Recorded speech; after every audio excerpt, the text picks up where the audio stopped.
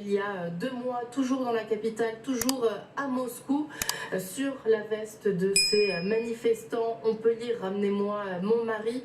Jean Neymar, quand d'autres interpellent directement le ministre de la Défense sur leur t-shirt, sur leur pancarte. Et la police sur place, là encore, s'était gardée de toute arrestation. Pour autant, ce que nous confie une des manifestantes, c'est qu'elle a reçu des menaces. On l'écoute.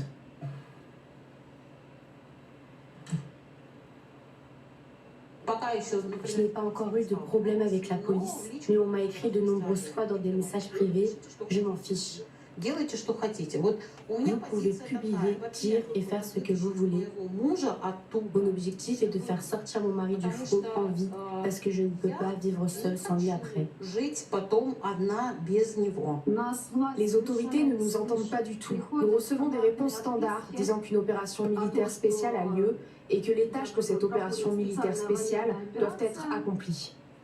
Voilà, sur ces images, nous sommes en décembre. On va revenir en novembre sur l'une des premières manifestations à Moscou devant le siège du parti communiste. La police qui intervient là aussi parle aux manifestants, enlève les pancartes, mais toujours dans le calme quand face à eux, ces manifestantes, ces femmes scandent non à la mobilisation infinie, les temps pour les mobiliser de rentrer. On remarquera d'ailleurs que jusqu'à il y a quelques jours, elle ne s'opposait pas directement à la guerre.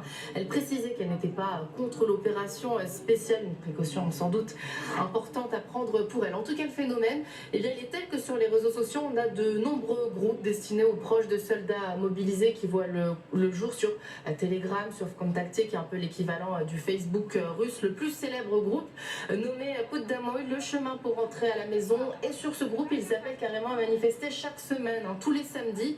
Des vidéos qui sont publiées en ligne sur les réseaux où elle n'hésite pas d'ailleurs à interpeller Poutine. Là aussi, malgré les messages d'intimidation qu'elle reçoit. On écoute. Vladimir Vladimirovitch, vous êtes un homme ou pas? Vous avez assez de courage pour nous rencontrer les yeux dans les yeux en public? Ils n'ont plus d'affaires, plus de médicaments.